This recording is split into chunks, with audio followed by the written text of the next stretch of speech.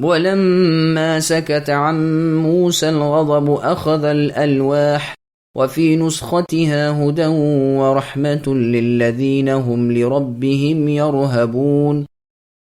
اور جب موسیٰ علیہ السلام کا غصہ فروغ ہوا تو ان تختیوں کو اٹھا لیا اور ان کے مضامین میں ان لوگوں کے لیے جو اپنے رب سے ڈرتے تھے ہدایت اور رحمت تھی۔ سامعین، اب اس آیت کی تفسیر سماعت کیجیے۔ موسیٰ علیہ السلام، تورات اور امت محمدیہ۔ اللہ پاک فرماتے ہیں کہ جب موسیٰ علیہ السلام کا غصہ تھم گیا تو انہوں نے تختیاں اٹھا لیں جو شدت غضب کے سبب پھینک دی تھیں۔ یہ حرکت بت پرستی پر غیرت اور غصے کی وجہ سے تھی۔ اللہ کا ارشاد ہے کہ اس کے اندر یعنی ان تختیوں میں ہدایت اور رحمت تھی ان لوگوں کے لیے جو اپنے اللہ سے ڈرتے ہیں۔ اکثر مفسرین کہتے ہیں کہ جب انہیں پھینک دیا تو وہ ٹوٹ گئی تھیں، پھر انہیں جمع کر لیا، اور اسی بنا پر بعض سلف نے کہا ہے کہ ان ٹوٹی ہوئی تختیوں میں ہدایت و رحمت کے احکام درج تھے، لیکن تفصیل سے متعلق احکام ضائع ہو گئے۔ گمان کیا گیا ہے کہ اسرائیلی بادشاہوں کے خزانوں میں دولت اسلامیہ کے زمانے تک یہ ٹکڑے موجود تھے، واللہ عالم۔ لیکن اس بات پر دلیل واضح ہے کہ پھینک دینے سے وہ ٹوٹ گئے تھے۔ وہ تختیاں جنت کے جوہر کی بنی ہوئی تھیں۔ اللہ پاک نے خبر دی ہے کہ جب انہیں اٹھا لیا تو اس میں ہدایت و رحمت پائی۔ رہبت کے معنی خشوع و خضوع کے ہیں۔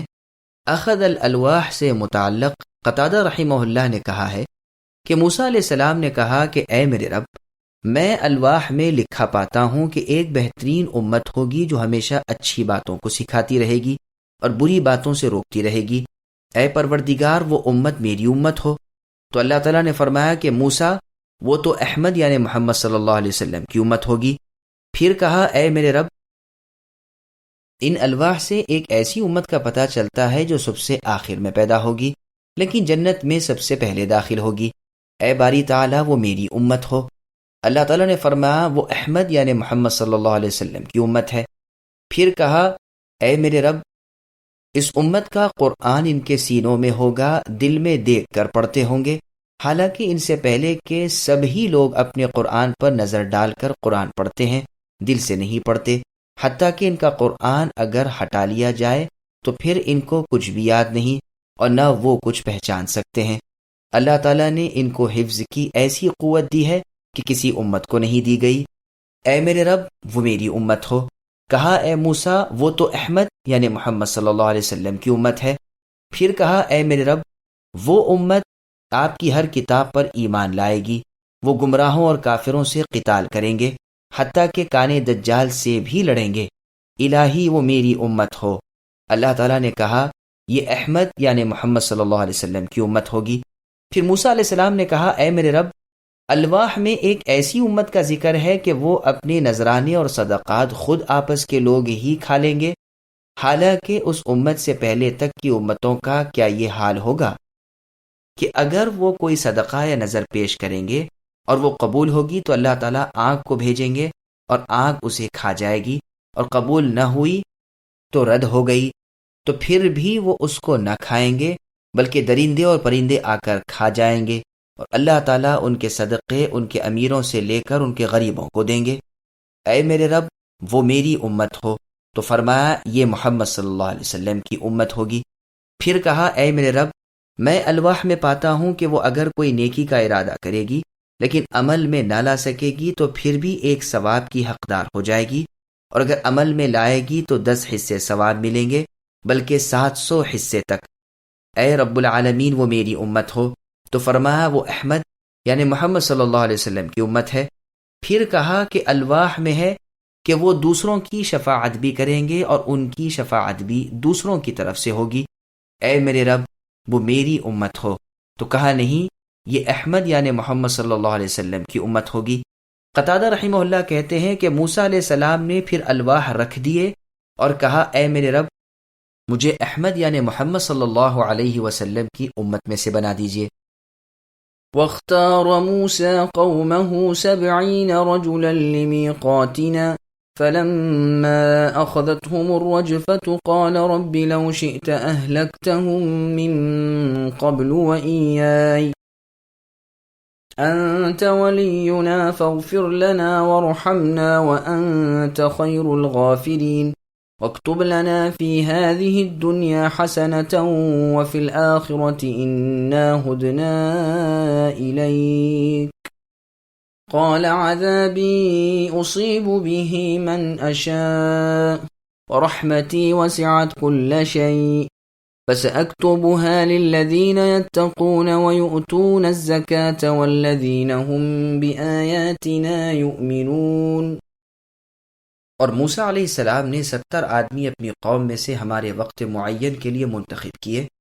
سو جب ان کو زلزلے نے آ پکڑا تو موسیٰ علیہ السلام عرض کرنے لگے، اے میرے پروردگار، اگر آپ کو یہ منظور ہوتا تو آپ اس سے قبل ہی ان کو اور مجھ کو ہلاک کر دیتے۔ کہیں آپ ہم میں سے چند بیوقوفوں کی حرکت پر سب کو ہلاک کر دیں گے؟ یہ واقعہ محض آپ کی طرف سے ایک امتحان ہے، ایسے امتحانات سے جس کو آپ چاہیں گمراہی میں ڈال دیں اور جس کو آپ چاہیں ہدایت پر قائم رکھیں۔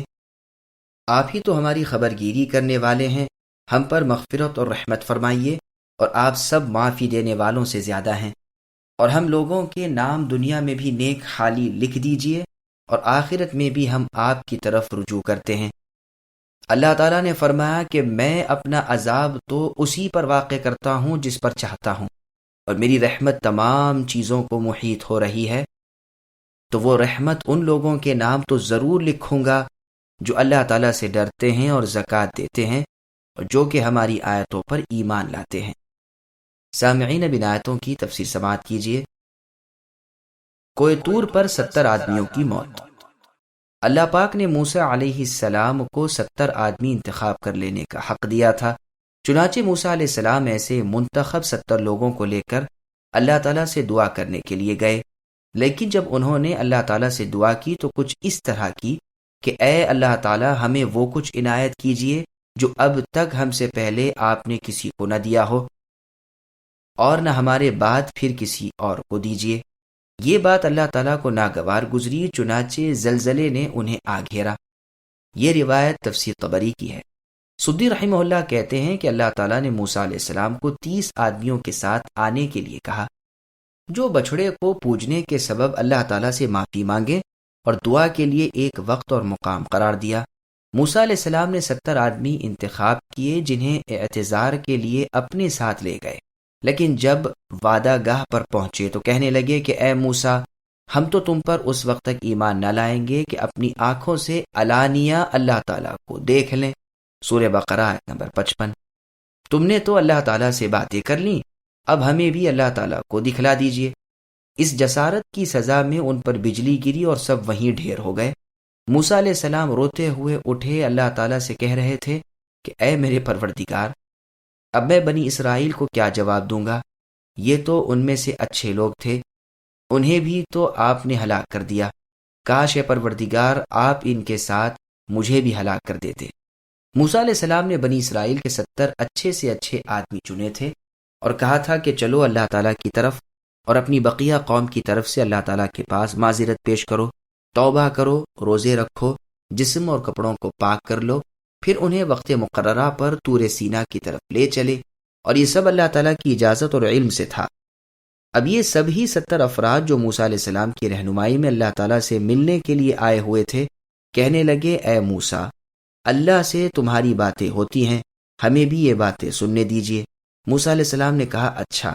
اور جب موسیٰ علیہ السلام پہاڑ کے قریب پہنچے تو وہ ایک بہت ہی گہرے اور امڑے ہوئے بادل کے اندر چھپ گئے، پہاڑ بھی بادل کے اندر ڈھک گیا۔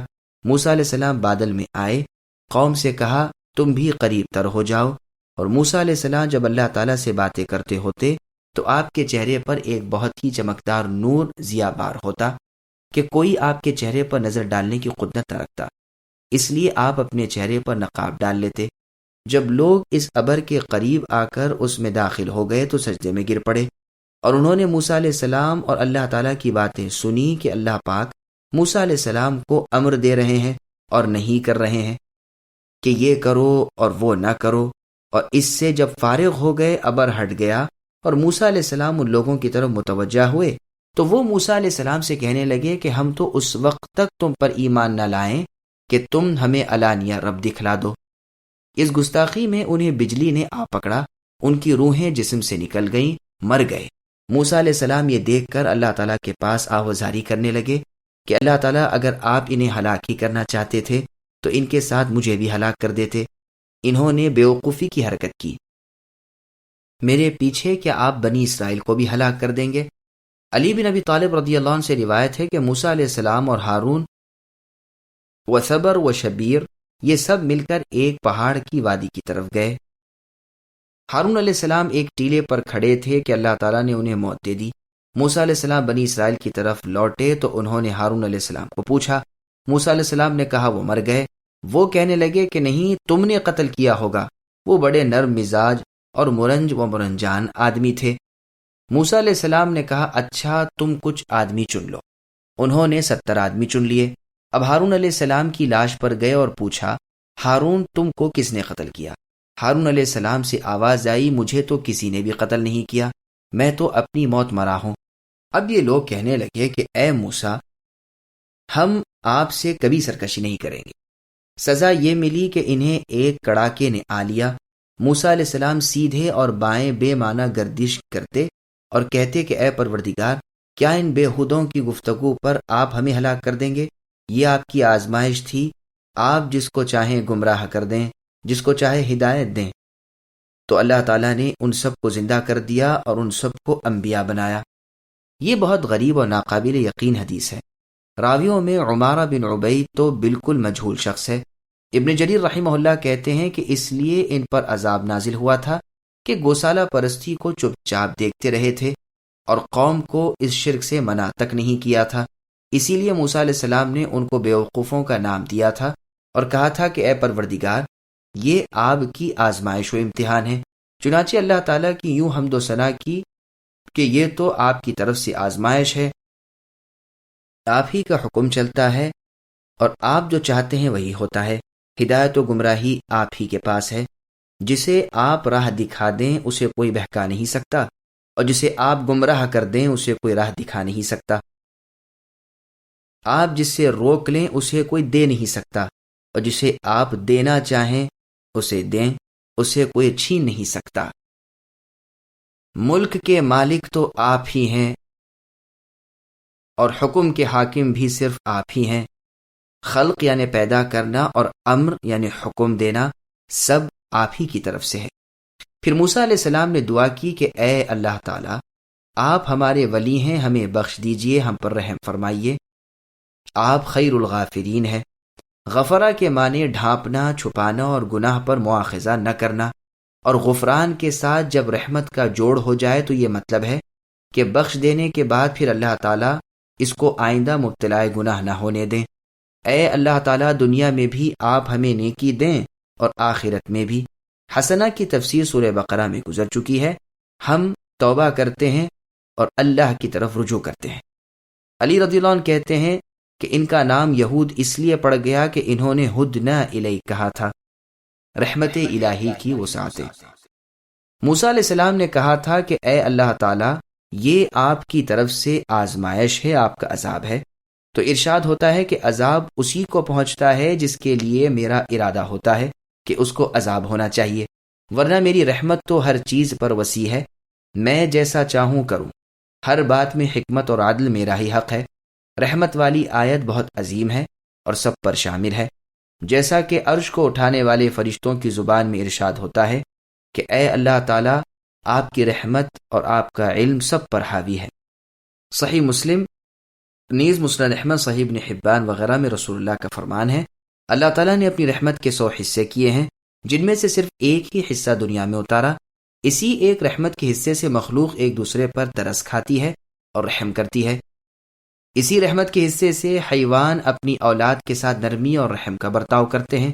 باقی 99 حصے اللہ کے پاس ہی ہیں، جن کا اظہار اللہ تعالیٰ قیامت کے دن کریں گے۔ اور مسند احمد کی روایت میں یوں ہے، اور بروز قیامت اسی حصے کے ساتھ اور 99 حصے جو مؤخر ہیں ملا دیے جائیں گے۔ اور سنن ابن ماجہ کی روایت میں ہے کہ اسی نازل کردہ ایک حصے میں چرند و پرند بھی شامل ہیں۔ پھر اللہ نے فرمایا میری رحمت کے مستحق وہ ہوں گے جو مجھ سے ڈرتے ہیں اور پرہیزگاری اختیار کرتے ہیں، جیسا کہ اللہ تعالیٰ نے فرمایا تمہارے رب نے اپنی ذات کے لیے رحمت کو فرض قرار دے لیا ہے، پرہیزگاری کرتے ہیں یعنی شرک اور کبیرہ گناہوں سے بچتے ہیں اور زکوٰۃ دیتے ہیں۔ کہا گیا ہے کہ زکوٰۃ سے زکوٰۃ نفوس مراد ہے یا زکوٰۃ اموال، یا یہ کہ دونوں مراد ہوں، کیونکہ یہ آیت مکی ہے اور وہ لوگ جو ہماری آیتوں کو مانتے اور ان کی تصدیق کرتے ہیں